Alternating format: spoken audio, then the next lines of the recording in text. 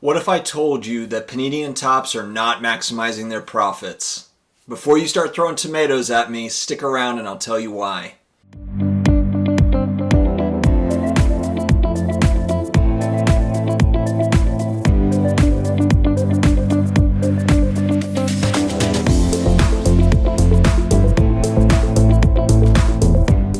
Hello, sports card collectors, investors, all of the above, hybrids, my collectibles friends. Thank you very much for joining me again for another episode.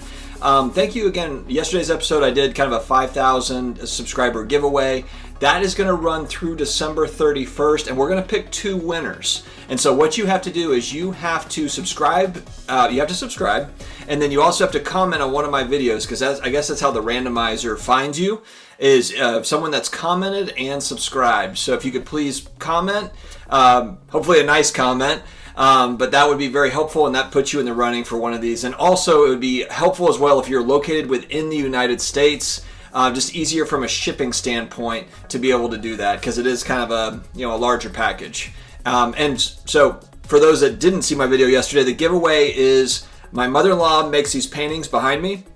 We're giving away two paintings. December 31st is when we're going to choose, and we're going to pick two people. So I'm excited about that. That's part of our 5,000 subscriber giveaway. Let's get to 10,000 and get some other crazy giveaways going. Let's build this thing, guys. This is a community of funness. Let's keep it going.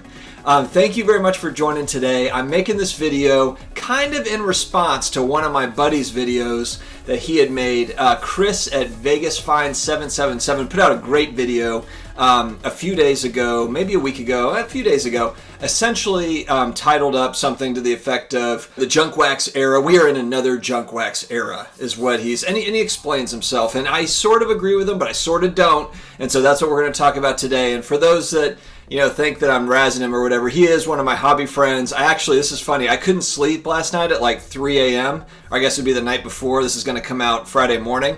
But I ended up buying a card from him. And I'll put that in one of my mail days video at like 3 a.m. He was up, he's in Vegas, obviously. So we did a deal on a vintage basketball card. I will tell you more about that in another video. But so anyway, bottom line is me and Chris are buddies. This isn't like a thing. It was just kind of a fun discussion and a topic that I wanted to cover and just throw my opinion out there. So I'm going to explain why I do not think that we are in another junk wax era today. And I can partly say this, Chris and I I'm almost 40. I'll be 40 in May. Chris is 62. I'm kidding, buddy. I think he's like 40 also or something. Anyway, we're about the same age. We went through the same junk wax era, same deal. We're working overtime on the premiere of Fleer Ultra NBA basketball cards with tons of white-hot action, marbleized borders, 3D graphics, gold foil stamping, even a super glossy UV coating. So now that you know how much quality goes into Fleer Ultra, you'll agree, you can't buy a better basketball card. That's when I started collecting, was when I was 7 years old in 1988. So we were I really got in on the front end of the junk wax era, and it ran from like 88 to 94, I guess we could say maybe 95. But they were essentially, for those that don't know, sports cards were available in the gas station, they were available at the grocery store, and they were available at sports card shops. You mainly could get, and they were only printing a few different sets for football, basketball, and baseball. So you didn't have near as many options. You had just kind of, Don Russ or Topps or Score or whatever it was, but it was widely available. It was distributed everywhere. A lot more collectors back then. What was happening is people were seeing that like Mickey Mantle baseball cards from the 50s were worth money. And so it kind of spurred on this industry boom, and people were collecting them. And I remember I had a friend of mine, and I've talked about this before. If you're new here, you might not have heard this story, but 89 Score Football was the big set that I wanted. That was not available. I think that was hobby only, because that's not something you could easily find in a grocery store or gas station. 89 Score Football cards, but it had the Troy Aikman rookie, the Barry Sanders rookie, the Deion Sanders rookie, all the just amazing cards, just the look of the cards with a big helmet on them, just really, really cool cards. but they were only available in card shops. But the rest of these sets were pretty much widely available. They were printed and distributed all over the place, and they were printing. They weren't printing them to a certain demand. It was just kind of like, it was everywhere. I mean, I'm telling you. And there was a lot of collectors. And going back to 89 Score, one of my buddy's dads, I remember he had boxes of packs that he was keeping and just storing. So there's a lot of 89 Score out there. I wonder if he still has it now. I don't know. But kind of similar to these, like, I mean, it's nowhere near what 86 Fleer basketball is, but that was, I think, the thought back then. And I remember seeing his dad's stash and being like, man, that's just unbelievable. Because I just wanted a pack of 89 Score, even in 89, was like, $3 or $4. It was not cheap at the card shop. And those cards were not cheap either. There was no grading company, so you're just buying them raw at the card shop, the Troy Aikman rookie or whatever, and everyone wanted them. And you had your Beckett price guide that you were going through to check the pricing every month. It was a whole different ballgame, but you were kind of haggling with dealers on grading. Is this near mint? Is it mint? Is it good condition, etc.? Now you've got third-party grading. It's just a very, very different world for sure. But, so if we're talking about, are we in a junk wax era now? I would say that we are not. Now, could we get to that point? Could we get there? Sure, we could. But a lot of these company executives that are at Panini, that are at Topps, they've already seen what happened 30, 40 years ago. They already saw kind of that mistake. And so it just seems to me, and it's pretty obvious, that they're not kind of building up as far as like printing, a billion Prism cards. It's more of they're building out. They're building kind of outward and just making more sets. They're just printing more sets. So you have, you only had a few, Barry Sanders rookie cards, Troy Aikman rookie cards. If you go back to the 80s, you have one, you have one John Elway rookie card. You have, one Mickey Mantle rookie card, etc. So, that's where it changes now, where you've got 100 Luka rookies, you've got 100 different Zion parallels and everything.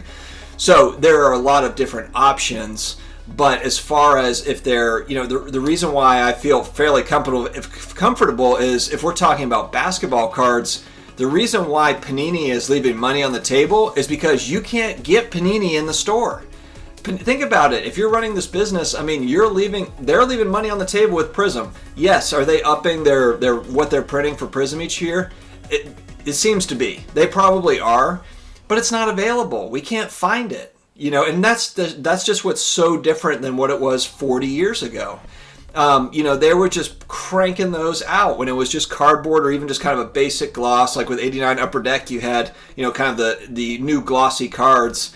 But it still doesn't compare to what you have now with mem cards, sports memorabilia, with autos. Autos are a huge thing. I watched a really good interview on Sportscards Live with Brian Gray, and he was talking about that and just kind of the expense that goes into obtaining autographs and memorabilia cards. It's a whole ordeal, and then getting them back from the players and everything that goes into it. Plus, printing cardboard and then now printing the chrome cards that are there today is very, very different. I mean, it's costly. It's not like printing cardboard. So it's definitely, or just kind of simple gloss type cards. So the cost has gone up there. They're just not printing the type of, they're not printing Prism basketball. I mean, look, with all the demand that's coming out in March with Prism basketball, everybody wants it. I mean, the demand is sky high. Everybody wants Prism basketball, but guess what? Not everyone's going to be able to get it because they're not going to print enough to meet the demand. Now, how much more are they going to print? We don't know that, but they are not going to print enough to meet demand is what we expect. Who knows? Maybe they'll shock us and there will be Prism basketball just all over Walmarts and Targets everywhere. Maybe that'll happen. We don't really know until we see it. But I do think those executives, they've been around the block. They've seen what's happened in the past, and I don't see them repeating it. Now, where I agree with Chris is, a lot of these sets, these extra sets, are not going to be, they may not carry value long term. So you have all these different sets. You've got clearly Donruss, you've got Noir, you've got, I don't know, Flawless, maybe some of the Flawless stuff, some of the more higher end stuff might not carry that same sort of, if you're buying very expensive boxes of this type of stuff, Hoops Premium, I mean, I'm just throwing stuff out there. Look, maybe all this stuff will carry weight and it'll hang on and be worth money down the line, but it's risky to think that every basketball product of Zion or Luka or any of these guys moving forward is going to kind of maintain what you paid for it at a high, just with how high demand is right now for sports cards, basketball cards. So I think that's definitely where I agree with them is, look, they're going wide with their prints. They're printing a lot of different sets, a lot of different things. So from an investment standpoint, if you're trying to guess kind of where those sets, which sets, that can be a tricky game. It's just as hard as picking players. So I think it's kind of, if you're locking in on kind of the stuff that is popular for basketball, if it's Prism, Optics, Select, and maybe National Treasures if you're high end, if you're sticking to kind of those ones that for older basketball cards, maybe Topps Chrome stuff or whatever, there's collectability behind it, then that's one thing. That's where I think you could be okay. Still risky playing in that world, but that's where it's where they're going wide. That's where you have to be careful. Even if you're chasing certain player that you really believe is going to be great, if it's an obscure set that doesn't really have collectability, or just doesn't get that hobby love that we talk about moving forward, then there might be a potential to lose money even with a great player. And where you buy it is going to be key too. What's the price what's your purchase price? That's going to be critical.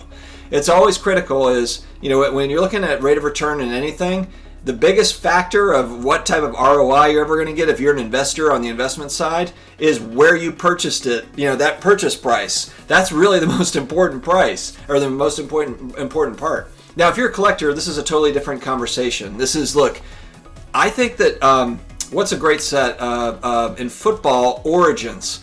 Origins, like this year's Origins set is beautiful, gorgeous, this set of cards, Origin football cards. I really like Crown Royale basketball cards. I've got a Luka rookie and a PSA 9. I love those cards. I think they're awesome. And so I have, I collect some of those. I don't have loads of them, but those are ones where I like how they look. So it's like I'm not as worried about my rate of return, and all that. I'm more just like that card. So there's kind of that balance of investor collector in there mixed in. So you always have to factor that in as well. In essence, though, guys, we have to remember that we are essentially, we're investing in players' careers when we're talking about these cards. And Panini and Topps, they've created lottery tickets for each of these players, essentially, is what this is. When you're looking at, when you're looking at, you're buying packs, you're ripping packs, or you're buying singles, you're buying a lottery ticket. One of them pays out more than the other. One of them's more rare. The one of one, the out of 25, the out of 100, the out of 199. Or the non-numbered, there's a price point for each. That's what I love about kind of the way they do it now, is there's really an entry point. Even though I know a lot of people don't like that there's a whole rainbow of rookie cards for a player, I kind of like that you can just kind of pick and choose where you want to be and the ones that you like. The ones that you like the aesthetically, which ones do you like the look of best? And that's going to differ between what I like and what you like. And the main way that we know that we're not in another junk wax era at this point, at least at this point, is I can still right now go on. I bought a box of 91 Skybox basketball cards maybe 3 months ago for about $25, and they're on there. They're on eBay. When we were at the card show, I was there with my daughter. They were handing out, the guy had his junk wax era baseball, basketball cards, not basketball. He had football. I got 89 Pro set because it brought me back to my childhood, but 89 Pro set packs 5 for $1, and he just gave them to her because she was looking at him. She actually thought that it was wax, like wax packs is what he had on the thing, and she thought, oh, this is like slime, like, oh, cool, is this like a wax toy that I can play with? And so she was like, oh, cool, wax toy, wax thing, and he's like, if she wants to have them, she can have 5. And so, he gave us a couple of those packs, but there's plenty of that stuff is still out there. It's still available 40 years later, 30, 35 years later. It's been printed to, there's so much that has been printed. And I went to another, that was at a card show. I went to one of my local card shops, and they have a whole stand set up over here of $1 packs of junk wax era stuff. That just kind of tells you guys. I mean, look, 30 years from now, there's not going to be unopened boxes of Prism for $1 a pack. It's just not going to happen. At least it's not yet going to happen. Maybe we're moving into that phase. I don't know. We'll have to see. But look, I mean, here's a card. I brought some of my junk wax era cards just for a quick just for a quick show, okay? But this gives you, okay, so 93, this is a 93 classic, but this shows you what a limited print looks like. It's a Drew Bledsoe with Chris Webber, Alex Rodriguez, and there's a hockey player, I don't know him, Alexander Daigle, I might be saying it wrong. Limited print, 1 of 60,000. 60,000! Limited, it's a limited print, guys. Oh, I have to show you this too. Larry Johnson rookie, so this is 91 Upper Deck. This was the card to have for all of my Junk Wax era friends, for all the people that are around my age. You know exactly what I'm talking about. I used to go to the mall, and in the shopping mall, in one of those little kiosks, there was a card guy there, and I remember trying to just haggling with this guy for Larry Johnson rookie cards. But Larry Johnson was huge coming out. That was definitely a chase card back then. It was big. And then, but that was another one. They just printed the heck out of Upper Deck. You could buy a box of Upper Deck and chase those. There was so much of that. So I was talking about wanting to get the Warren Moon rookie card. I'd found this in my old childhood collection box, John Elway 85 Tops. I want the Warren Moon, but again, you see the black border here, and that's where I want a PSA 9 Warren Moon rookie card. That's really the one I want. But that black border, you can see just with this Elway, it's been in a top loader for 25 years, and it's chipped, and there's, it's not in great condition. It's not gradable. And here's a couple of guys too that you'll like. If you were collecting basketball cards around the same time, Harold Miner, Baby Jordan, and then Calbert Chaney. This is another guy coming out. And these guys were both 93. Oh, no. Harold Miner was 92, 93. And this is where he's shooting over Michael Jordan.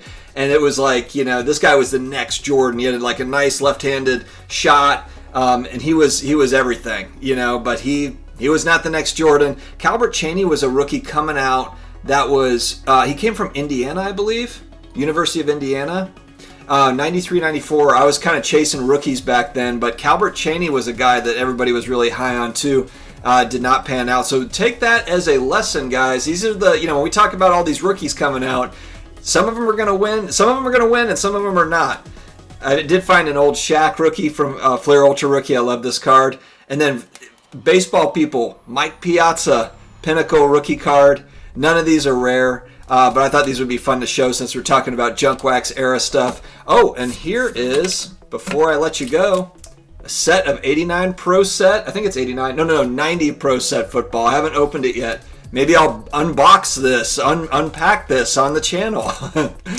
Guys, I think that we're okay for right now, but Panini and Topps, while they're leaving money on the table, that might change. And look, they're doing their best. I mean, look, if you're running a business where everything you put out, you put it at $1,000 a box and it sells out, what are you going to do as a business person? I think they're actually showing some pretty good constraint.